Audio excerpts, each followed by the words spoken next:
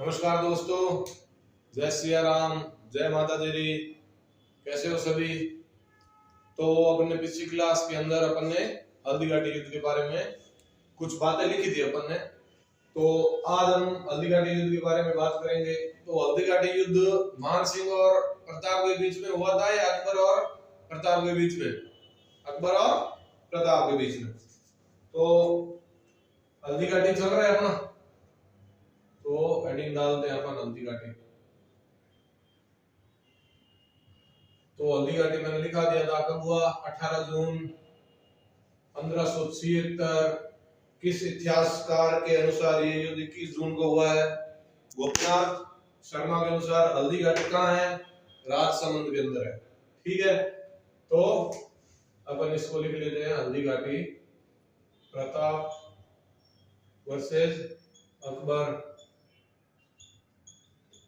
ठीक है, तो इसमें सेनापति, प्रताप के सेनापति कौन है? प्रताप के सेनापति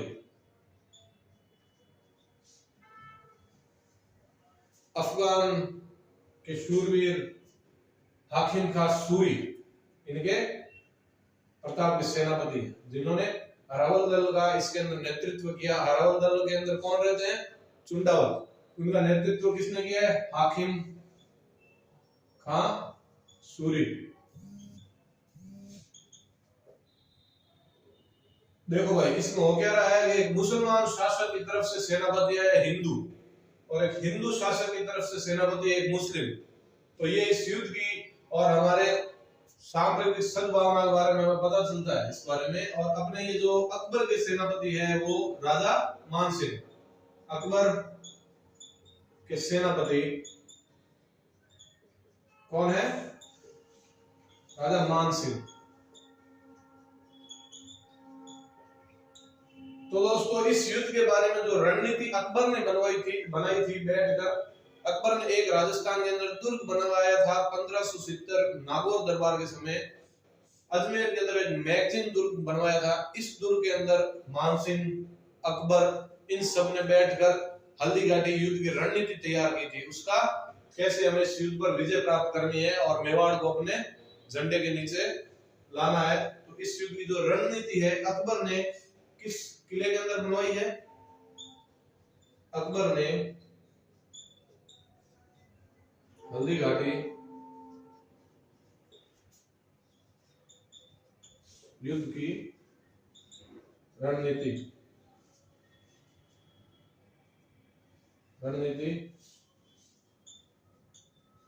मैगजीन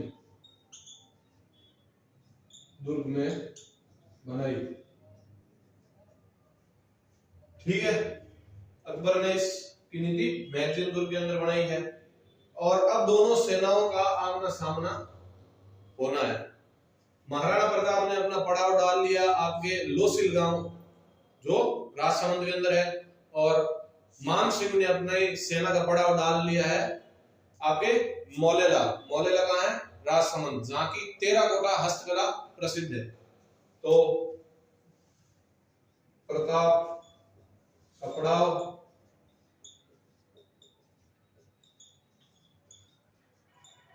लोसिल गांव। तो ये युद्ध भाई हल्दीघाटी राजसमंद के अंदर है। तो ये गांव भी कहाँ है?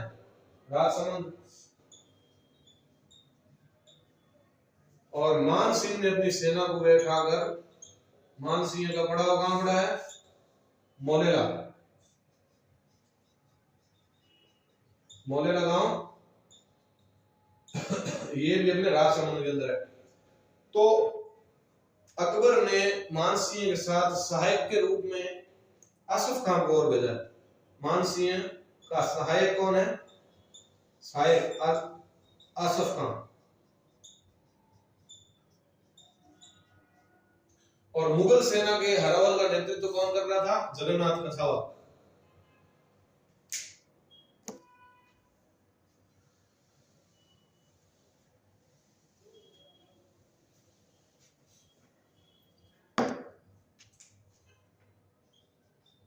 मुगल सेना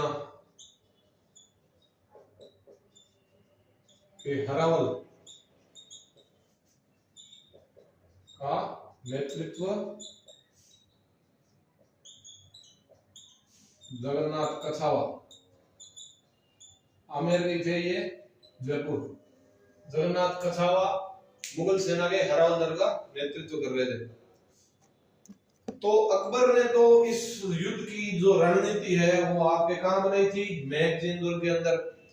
और ये जो मान सिंह जी है, मान सिंह जी को पता था महाराणा प्रताप की योग्यता के बारे में, मेवाड़ का जो आपके भूगोल है, मेवाड़ का जो पहाड़ी क्षेत्र है उसके अंदर युद्ध करना कितना कठिन हो सकता है, इन सब की जानकारी महाराणा प्रताप के खिलाफ आए मान सिंह को अच्छी तरीके से थी, क्योंकि ये अपने जयपुर के थे और यहाँ की भौगोलिक स्थिति को ये अच्छी तरीके से जानते हैं, जितना अकबर जानते नहीं थे। तो इन्होंने अपनी सेना को बैठकर, मान सिंह ने खुद ने आपके मांडलगढ़ भीलवाड़ा जो राणा पर सांगा की अपने पट्टी थी, वहां पर समाधि है क्षत्रिय, उसके अंदर मान सिंह 1 महीने तक ठहरा। मान सिंह की भाई हिम्मत नहीं हुई कि अपन सीधा आक्रमण किस प्रकार करें, जाकर हमें ये युद्ध जीतना है, ऐसे इसके मन में बहुत सी बातें चल रही थी। तो मान सिंह भी 1 महीने तक मांडलगढ़ दुर्ग के अंदर ठहरा रहा हल्दीघाटी युद्ध से पहले। मान सिंह युद्ध से पहले मांडलगढ़ कहां पड़ता है भाई? मांडलगढ़ दुर्ग है भीलवाड़ा, मांडलगढ़ भीलवाड़ा में रुका था। ठीक है, अब क्या होता है, दोनों सेनाएं आमने सामने आ जाती है। महाराणा प्रताप की सहायता के लिए अफगान हाकिम का सूर होते हैं, और जो भील सेना के प्रमुख थे राणा पुंजा जी ने इस युद्ध के अंदर बहुत सहायता की है मेवाड़ की। राणा पुंजा जी जो भीलों के सरदार थे, सभी भील जो तीरंदाजी के अंदर बड़े उत्कृष्ट थे, उन्होंने इस युद्ध के अंदर महाराणा प्रताप की बहुत मदद की है, और हल्दी घाटी के अंदर इनको लोहे का जवाब दिया है हमें। तो आप इसके अंदर लिख लीजिए, राणा पुंजा जी ने इस युद्ध में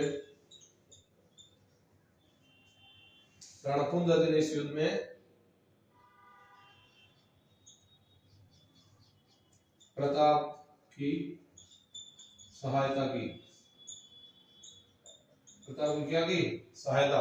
ठीक है, अब दोनों सेनाएं हल्दी घाटी के अंदर आ जाती है। जो अपने पहला आक्रमण था, राणा प्रताप की सेना का जो पहला आक्रमण था, वो इतना हरावल का इतना खतरनाक आक्रमण था कि मुगल सेना को तहस नहस कर दिया, और मुगल सेना रण छोड़कर भागने लग गई। ठीक है, तो भागती हुई सेना को क्या है, एक मेहतर खां का नाम का सैनिक था, उसने कहा था भाई अकबर स्वयं युद्ध के अंदर आ रहा है, तो भागती हुई सेना उस समय अकबर के डर से रुक गई थी।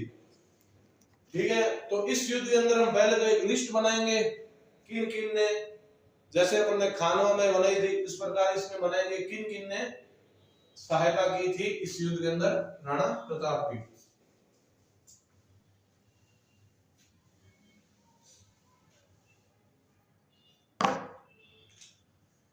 आप लिखिए प्रताप के सहायक। इसके अंदर आप लिखिए ग्वालियर के कौन थे? ग्वालियर से राम शाह तोमर।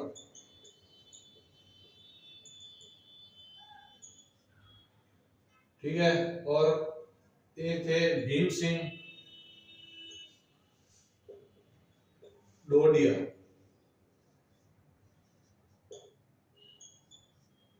और इस समय सुंडावतों के आगे वंशज हुए थे कृष्णदास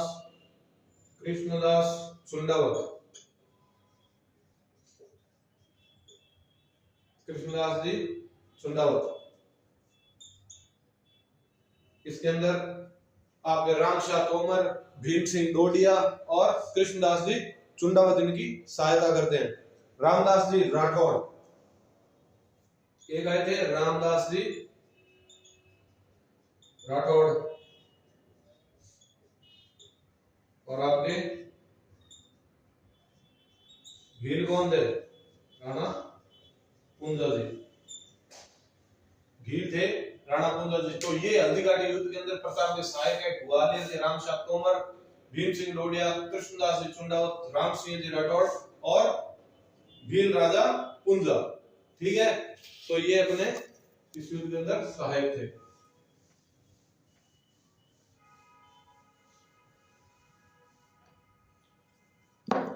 इस युद्ध के अंदर अपन आगे बात करते हैं कि इस युद्ध के अंदर राणा प्रताप, एक ऐसी घटना होती है कि राणा प्रताप युद्ध के अंदर महाराणा अपने ये जो मान सिंह जी थे, मान सिंह जी के हाथी का नाम था मर्दाना। तो इस मर्दाना के सिर पर चेतक ने पांव रख दिया था और भाला फेंका था मान सिंह जी के। तो मान सिंह जी समय बाल बाल बचे थे। अगर इस समय मान सिंह जी के भाला पार कर देता ना तो ये युद्ध, अभी इतिहासकार के बारे में कभी कहते हैं महाराणा प्रताप जीते हैं, कभी कहते हैं कि भाई जीत गए हैं आपके अकबर, लेकिन इस युद्ध के अंदर सही बात यह है कि ना तो राणा प्रताप कभी हारे थे और ना अकबर जीत पाया। क्योंकि इस युद्ध के बारे में निर्णायक बात यह होगी कि इस युद्ध के अंदर किसी को ना तो मेवाड़ के अंदर राणा प्रताप इनके पकड़ के अंदर आए और ना ही, और इस युद्ध के बाद में भी इतिहासकारों का कहना है और साक्ष्य भी मिलते हैं, इस युद्ध के बाद में भी अपने इस मेवाड़ के अंदर महाराणा प्रताप ही सामंतों को जागीर दे रहे थे। महाराणा प्रताप के सिक्के इस समय चल रहे थे। और इस युद्ध के बाद में जब मान सिंह जी गए तो अकबर ने पूछा क्या हुआ भाई युद्ध का, तो अकबर ने कहा महाराणा प्रताप को पकड़ लिया, कहा नहीं। तो महाराणा प्रताप मर गए, नहीं। तो भाई अपन ने इतनी बड़ी सेना भेजी, अपन ने हासिल क्या किया। तो इतिहासकार इस समय हल्दी घाटी युद्ध के समय इतिहासकार कौन थे? बदायूनी। बदायूनी ने कहा था कि इस युद्ध के अंदर मुगलों की नैतिक पराजय हुई है। इस युद्ध के अंदर मुगलों की नैतिक पराजय किसने बताई है? बदायूनी ने। तो दोस्तों इस युद्ध के अंदर जब युद्ध चल रहा था तो इस युद्ध के अंदर एक प्रसिद्ध घटना हो गई। ठीक है, अकबर ने ना विशेष महाराणा प्रताप से लड़ने के लिए एक जाबाज सैनिक भेजा था जो उनका सूरमा था, जिसका नाम था बहलोल खां। अकबर, महाराणा प्रताप के बारे में कहा जाता है कि महाराणा प्रताप 7.5 फुट के लंबे चौड़े इंसान थे, जिनके भाले का भार भी 72 किलो था। और महाराणा प्रताप सदैव 2 तलवारें अपने साथ रखते थे कि अगर सामने वाला दुश्मन कभी निहत्था हो तो उसको खुद की तलवार देकर लड़ा जा सके, निहत्थे पर कभी हम वार नहीं करते थे। तो महाराणा प्रताप से लड़ने के लिए अकबर ने स्पेशल इसको बोला था भाई तुम भी, ये भी महाराणा प्रताप की तरह शरीर के विशालकाय आदमी थे। तो बहलोल खां से जब महाराणा प्रताप का युद्ध हुआ तो महाराणा प्रताप ने बहलोल खां को सर से लेके नीचे बैठे घोड़े समेत 2 भागों में काट दिया था। तो आप लिख लीजिए बहलोल खां को महाराणा प्रताप ने घोड़े समेत काटा। और इस बहलोल खां को काटकर राणा प्रताप की स्थिति इस प्रकार बन गई थी कि तो हमारी सेना तो बहुत ही कम थी और मुगलों की सेना विशाल थी।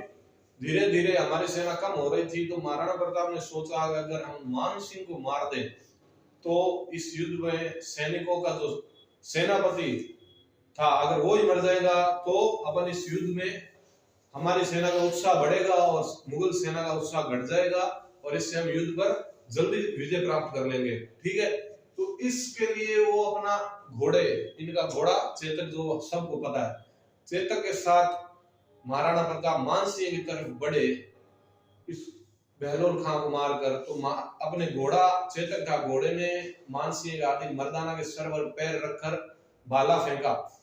तो भाला है ना, सामने जो महावत बैठा था उसकी छाती को चीर कर जो उसके ऊपर हाथी के ऊपर होदा होता है उस होदे को भी पार कर चला गया। तो इतनी ताकत थी कि भाला आदमी के पार होकर होदे के पार होकर भी चला गया, मानसिंह होदे के अंदर छुप गया। तो हम कहते हैं ना चेतक चढ़ गयो हाथी पर और मान सिंह घबराए, भालो फेंक्यो महाराणा जद ओहदो टूट्यो जाए, रण में घमासान मच जाए, बेरी रणसू भाग्या जाए। तो जब इस प्रकार का दृश्य देखा तो सभी की जो सांस है गले के अंदर आ गया मुगल सेना की, अभी हमारे सेनापति मर जाते।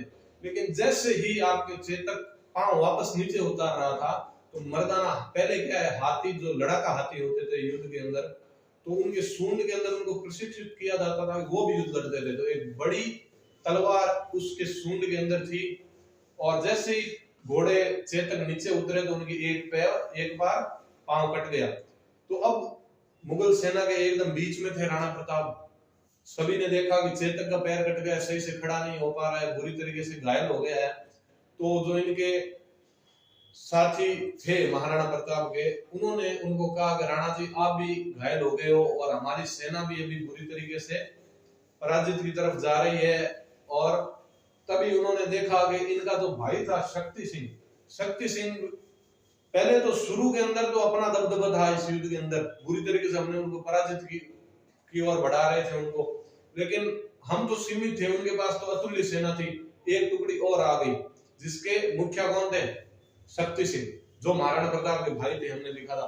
जब उस एक और टुकड़ी को देखा तो उनके जो सामंत थे उन्होंने कहा कि राणा जी इस सेना को तो हमने बुरी तरीके से पराजित कर ही रहे हैं, लेकिन अब हमारा संख्या बल घटता जा रहा है और इनकी एक नई टुकड़ी आ गई है। अभी हम इस युद्ध के अंदर, आप यहाँ से चले जाइए, इस युद्ध का जो भी नियति होगी वो हम देखेंगे, और आप इस युद्ध से जाइए। अगर आपको इस युद्ध के अंदर कुछ हो गया तो अपना जो ये सपना है, अपना मेवाड़ जो आजाद रखने का है, तो कौन रखेगा उसके बाद में, आप इस युद्ध से जाइए। महाराणा प्रताप इसके बारे में बिल्कुल भी माने नहीं इस बात को, लेकिन समझाने पर महाराणा प्रताप की जो पगड़ी है, जो उनका राज मुकुट है, वो बीदा के शासक झाला मानवर, खानवा के युद्ध के अंदर अपन ने पढ़ा था, राणा सांगा का जो मुकुट है वो हलवंत के शासक झाला अज्जा के सर पर रखा गया था। और इस हल्दी घाटी युद्ध के अंदर महाराणा प्रताप का जो मुकुट है वो किसके सर पर रखा गया है? बीदा के शासक, बीदा कहाँ है? पाली के अंदर। बीदा के शासक झाला मान, या उनको बीदा के शासक है इसलिए उनको झाला बीदा भी कहते हैं, तो उनके सर पर रखा गया। ठीक है, तो अपन लिख लेते हैं इसके बारे में। बेलोर खान को महाराणा प्रताप घोड़े समेत काटा। इस युद्ध में मान सिंह के हाथी का नाम क्या था बताओ? मर्दाना। ठीक है, हल्दी घाटी युद्ध के अंदर कौन कौन से हाथियों ने अपना जोहर दिखाया था, उन हाथियों की लिस्ट भी इंपॉर्टेंट है, आप लिख लीजिए। इस युद्ध में हाथी, एक का नाम था लूणा, राम प्रसाद, गजमुख, गजराज, और ये मर्दाना बथाई। और महाराणा प्रताप के घोड़े का नाम तो आपको पता ही है, चेतक। महाराणा प्रताप के घोड़े का नाम चेतक घोड़ा, ये राणा प्रताप जी के घोड़े हैं। तो इस युद्ध के अंदर आपको पूछ ले कौन कौन से हाथियों ने अपना बल का प्रदर्शन किया था? लूणा, राम प्रसाद, गजमुख, गजराज और मर्दाना, जो मानसिंह का हाथी था। इस युद्ध राणा प्रताप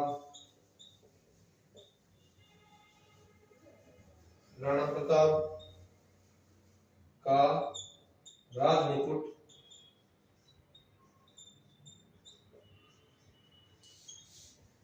बीदा,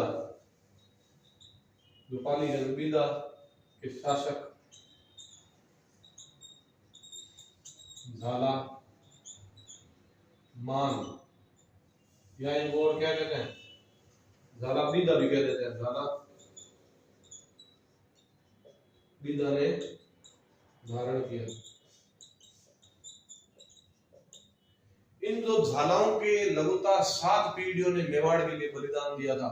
हमने पढ़ा कि जो इनके दादाजी हैं महाराणा प्रताप के, राणा सांगा, तो राणा सांगा के समय भी हलवंत के शासक झाला अज्जा ने अपने प्राणों का उत्सर्जन, अपने प्राणों का राणा जी को बचाने के लिए अपने प्राणों का त्याग दिया था। और इस युद्ध में हम पढ़ते हैं कि इनके झाला मान ने अपने प्राणों का बलिदान राणा प्रताप के लिए किया था। तो इनकी लगातार 7 पीढ़ियों ने मेवाड़ के लिए अपना सर्वोच्च बलिदान दिया था।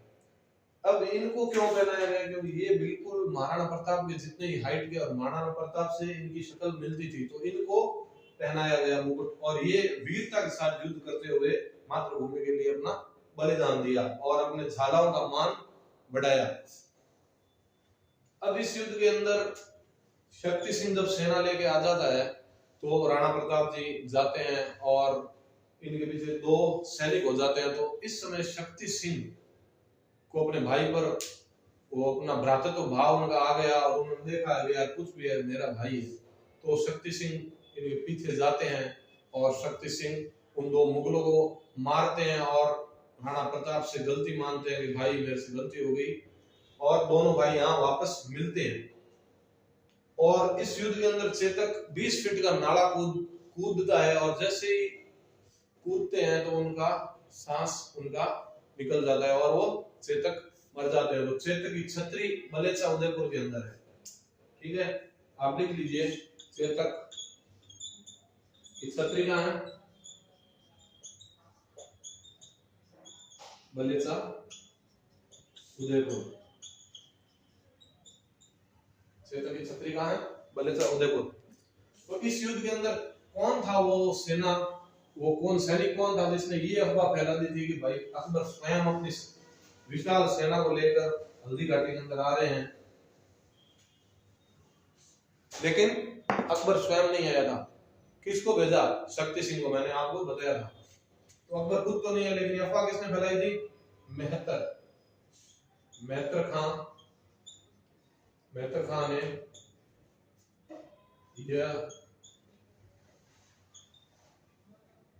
ये बात फैलाई कि अकबर स्वयं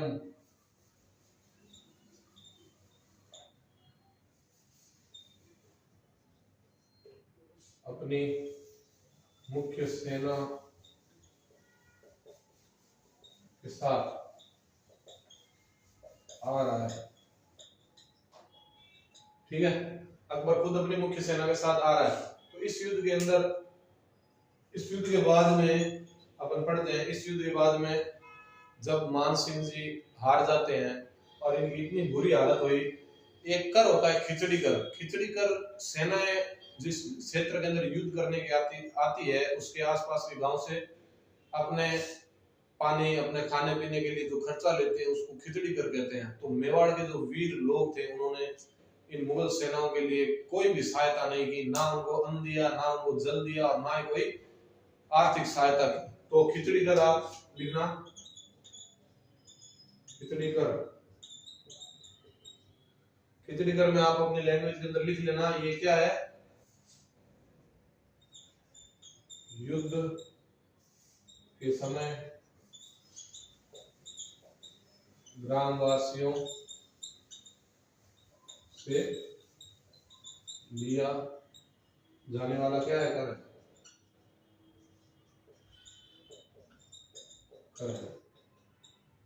तो जब इस युद्ध के अंदर अपन बात करते हैं कि इस युद्ध का कोई निर्णायक इसका जो है हुआ नहीं, इस युद्ध के अंदर ना तो राणा प्रताप हारे और ना अकबर जीता, लेकिन इस युद्ध के अंदर नैतिक पराजय है वो मुगलों की हुई है, क्योंकि मुगलों के पास इतनी विशाल सेना थी और ये जो राणा प्रताप है इनके पास छोटी सी सेना थी, लेकिन इन्होंने अपनी हार होने नहीं दी और उनको बुरी तरीके से उनके दांत खट्टे कर दिए और उनको बिना कुछ प्राप्त किए बिना वापस भागना पड़ा यहाँ से।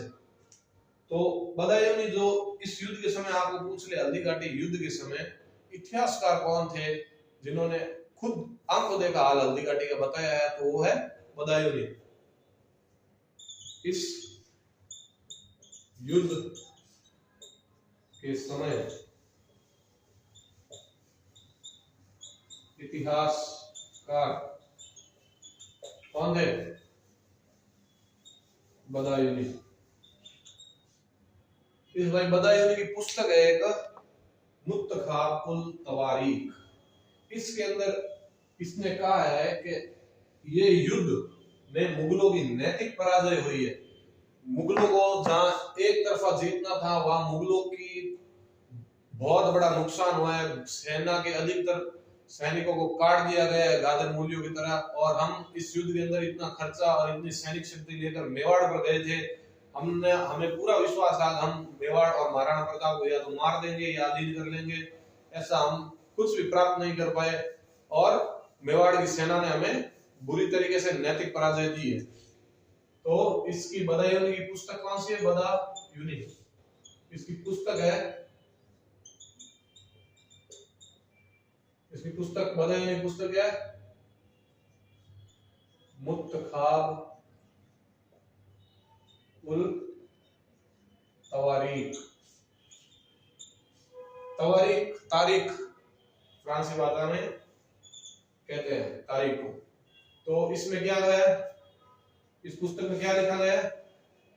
मुगलों की नैतिक पराजय ये माना है इसने। तो इस युद्ध के बाद में अकबर, जब मान सिंह अकबर के पास गया तो मान सिंह की ड्यूटी बंद कर दी। इसने पूछा भाई महाराणा प्रताप को मार दिया क्या? नहीं। पकड़ लिया? नहीं। तो भाई अपन ने क्या प्राप्त किया है? वे कुछ नहीं, एक प्रकार से हमारी क्या हुई है? नैतिक पराजय हुई है।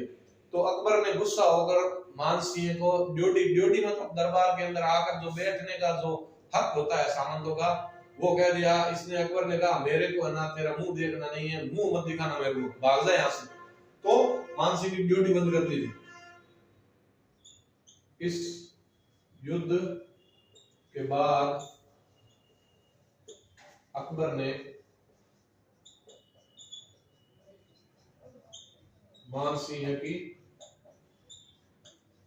ड्यूटी बंद कर दी। ठीक है, मान सिंह की ड्यूटी बंद कर दी। 6 महीने तक मान सिंह को दरबार में आने से बिल्कुल सख्त मनाही थी। तो इस युद्ध के बारे में अलग अलग इतिहासकार इस युद्ध का अलग अलग नाम कहते हैं। कोई कहते हैं कि ये भाई खमनौर का युद्ध है, कोई कहते हैं गोगुंदा का युद्ध है। तो बदायूं ने इसको क्या कहा है? बदायूं ने भाई इस युद्ध को कहा है गोगुंदा का युद्ध।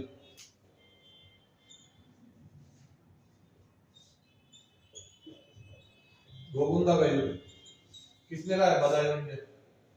एक है आपके अबुल फजल ने कहा ये तो खमनौर का युद्ध है।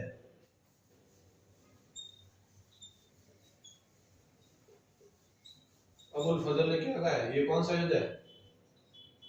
खमनौर का युद्ध। और कर्नल जेम्स टोड ने क्या कहा है? ये तो मेवाड़ की थर्मोपोली है। कर्नल जेम्स टोड ने मेवाड़ की थर्मोपोली। तो ये बदायूं है। बदायूं ने ना रक्त तलई स्थान है राजसमंद के अंदर। इससे राजपूतों की और मेवाड़ की सेना में जो सैनिक थे उनके खून से अपनी दाढ़ी रंगी थी। बदायूं ने रक्त तलई कहाँ है? राजसमंद। मेवाड़ सैनिकों के रक्त से दाढ़ी रंगी।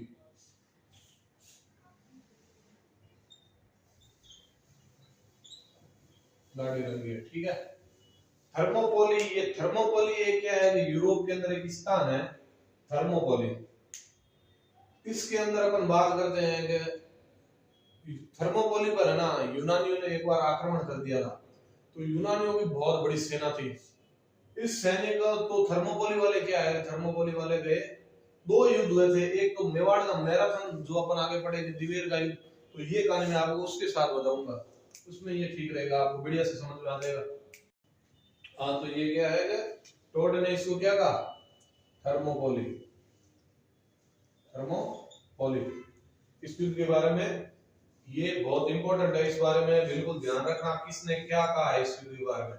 बदायूं ने तो कहा भाई गोकुंदा का है, अबुल फजल ने कहा खमनौर का है, टोड ने कहा ये मेवाड़ की थर्मोपोली। तो इस युद्ध के बाद में महाराणा प्रताप सबसे पहले आपको पूछ ले, हल्दी घाटी युद्ध के बाद महाराणा प्रताप कहाँ गए? तो हल्दी घाटी युद्ध के बाद महाराणा सर्वप्रथम कोलियारी गांव उदयपुर के अंदर गए हैं, जहां से अपने किसान आंदोलन हम पढ़ेंगे। एक ही किसान आंदोलन कहां से शुरू हुआ है? इस कोलियारी गांव से। तो आप लिख लें हल्दी घाटी, हल्दी घाटी से प्रताप सबसे पहले कौन से गांव गए? कोलियारी गांव उदयपुर। कोलियारी, हल्दी घाटी से प्रताप सबसे पहले कोलियारी गांव गए, ठीक है। कोलियारी गांव सबसे पहले इस युद्ध के बाद में जाते हैं और ये इनके नाम है। तो इस युद्ध के बाद में मान सिंह जी की अकबर ड्यूटी बंद कर देगा और अकबर को खुद कहता है आपसे कुछ नहीं होगा, मेवाड़ ना तो तुम पहले अधीन कर पाए ना भी। तो अकबर क्या करता है, स्वयं अपनी बड़ी सेना लेकर उदयपुर पर आक्रमण कर देता है। और इस युद्ध के अंदर हमारी नैतिक जीत तो होती है, लेकिन हम इस युद्ध के बाद, हल्दी घाटी युद्ध के बाद, मेवाड़ की सेना में भी सैनिकों की संख्या बल कम हो जाता है, क्योंकि हल्दी घाटी युद्ध में हमने भी सैनिकों को गवाया है और हमारी आर्थिक स्थिति भी कमजोर हो जाती है, क्योंकि इससे ठीक 7-8 साल पहला 1567-68 के अंदर भी हमने चित्तौड़ को गवा दिया, उस समय भी हानि हुई। इस समय मेवाड़ की हालत आर्थिक रूप से, सैनिक बल के रूप से, सभी प्रकार से बड़ी कमजोर थी। और अभी अभी हाथों हाथ युद्ध हुआ है, तो अगले युद्ध के लिए अपनी सेना के पास ना तो इतना रुपए थे और ना अपने सेना के पास इतने सैनिक, ठीक है। तो अकबर इस बात का फायदा उठाता है और ठीक 1576 के अंदर ही ये उदयपुर पर आक्रमण कर देता है और उदयपुर को जीतकर उदयपुर का नाम रख देता है मोहम्मदाबाद। तो आप लिख लीजिए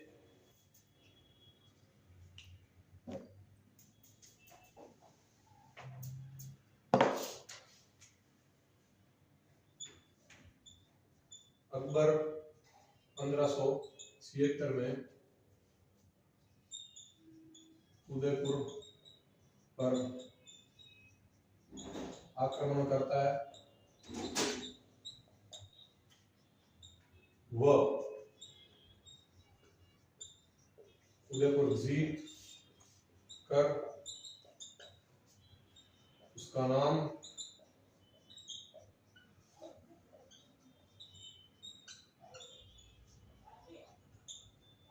मोहम्मदाबाद, इस नाम को ढंग से याद कर लेना, मोहम्मदाबाद रखता है। तो इस समय महाराणा प्रताप पहले कोलियारी गांव जाते हैं, कोलियारी के बाद में अपने ये लिख लेना, पहले कहां जाते हैं? सबसे पहले महाराणा प्रताप जाते हैं कोलियारी, कोलियारी गांव से जाते हैं कुंभलगढ़। कुंभलगढ़ मेवाड़ के राणाओं की क्या है? शरण स्थली रही है। कुंभलगढ़ मेवाड़ के राणाओं की क्या रही है? शरण स्थली। तो कोलियारी के बाद में सीधे कुंभलगढ़ चले जाते हैं। अकबर उदयपुर को पीछे से आता है और राणा की उपस्थिति में नहीं होकर मोहम्मदाबाद इसका नाम रख लेता है। और ना इस समय हमको ये समझना होगा कि शाखा भी ज्यादा टाइम में शाखा हुआ है हल्दी घाटी युद्ध के अंदर भी, ठीक है, हमने जीत प्राप्त की थी, लेकिन अपने आर्थिक स्थिति ना इतनी अच्छी, ना अपने पास इतना अधिक सैनिक बल था। अकबर ने लगातार मेवाड़ पर आक्रमण करता रहा। एक तो 1576 में उदयपुर को जीत लिया, इसके बाद में अकबर ने लगातार शाहबाज खान, जो उनका एक बड़ा योग्य सेनापति था, उसको लगातार इसने 3 आक्रमण किए। इसने 1577, 1578 और 1579। इसके अंदर किसने ये तीनों आक्रमण किसने किए हैं? शाहबाज खान, ठीक है। ये तीनों आक्रमण हर साल भेजता था। अपनी छोटी मोटी झड़प होती थी, छापामार युद्ध नीति से अपने मेवाड़ के योद्धा लड़ते थे, इनको भी बुरी तरीके से हानि पहुंचाते थे। ना इतने युद्धों के बाद में भी मेवाड़ पर इनका कोई अधिकार नहीं हो पाया। ये आते थे, कुछ हमारे सैनिक वीर गति को प्राप्त करते थे, कुछ इनके सैनिक मरते थे, और ऐसा ये सिलसिला चलता रहता था। और 1578 के अंदर इस शाहबाज खां को थोड़ी सफलता प्राप्त हुई। उदयपुर तो अकबर ने जीत लिया, उसका नाम मोहम्मदाबाद रख दिया। 1578 के अंदर इस शाहबाज खां ने कुंभलगढ़ को जीत लिया, जो मेवाड़ के राजाओं की शरण स्थली है। 1578 में इस 1578 में शाहबाज खां, शाहबाज है शाहबाज खां ने कुंभलगढ़ को जीता। ठीक है, लेकिन कुछ समय बाद में इसके जाता ही राणा प्रताप वापस इस पर आक्रमण करते हैं और कुंभलगढ़ को जीत लेते हैं। तो ये थोड़े ही समय के लिए कुंभलगढ़ मुगलों के अधीन रहा था। शाहबाज खां ने कुंभलगढ़ को जीता। अब हम अगला युद्ध जो 1580 के अंदर 3 साल तो लगातार इस शाहबाज खां को भेजा है, अब ये भेजते हैं 1580 के अंदर। 1580 के अंदर किसको भेजते हैं? खान खाना, जिसकी उपाधि थी अब्दुल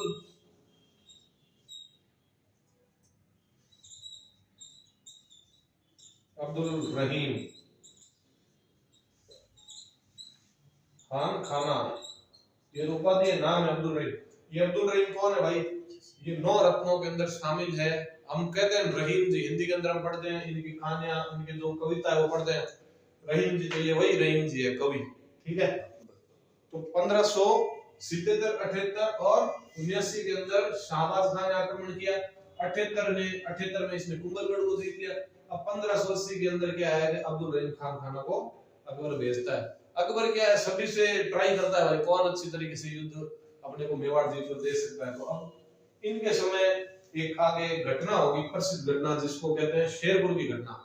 तो आगे अब्दुल रहीम खान खाना क्या मेवाड़ को कुछ सफलता प्राप्त करते हैं? मेवाड़ के अंदर राणा जी को अधीन करने में सफल होते हैं या नहीं होता है, ये अपन अगली क्लास के अंदर पढ़ेंगे। तो दोस्तों, अगर आपको ये वीडियो अच्छी लगी है तो आप अपने दोस्तों के साथ लगातार शेयर करते रहिए। और हम अभी एक टेलीग्राम चैनल की शुरुआत कर रहे हैं, जिसके अंदर अपन ने जो भी पढ़ा है उसकी आपको रोज 5 और 6 के बीच में आप टेलीग्राम को बिल्कुल चेक कर लीजिएगा। आपको हमेशा उसके अंदर क्वेश्चन मिलेंगे और अपना मूल्यांकन आप उसके अंदर लगातार करते रहिए कि आप सिर्फ पढ़ ही रहे हो या कुछ याद हो रहा है। 15 में से कितने सही हो रहे हैं ये आप जरूर कमेंट बॉक्स के अंदर आगे वाली वीडियो के अंदर बताना। तो 1 तारीख से आपको रोजाना एक तो टेलीग्राम चैनल शुरू हो जाएगा आपका, जिसके अंदर आपको क्वेश्चन मिल जाएंगे। राजतली नाम से आप सभी ध्यान रख लीजिएगा, राजतली नाम से टेलीग्राम चैनल आप सर्च करेंगे तो उसके अंदर आपको राजतली क्लासेस के नाम से टेलीग्राम चैनल का नाम आप ध्यान रखने, नाम क्या है टेलीग्राम का, क्या नाम है? सेम अपने जो यूट्यूब का नाम है, राजतली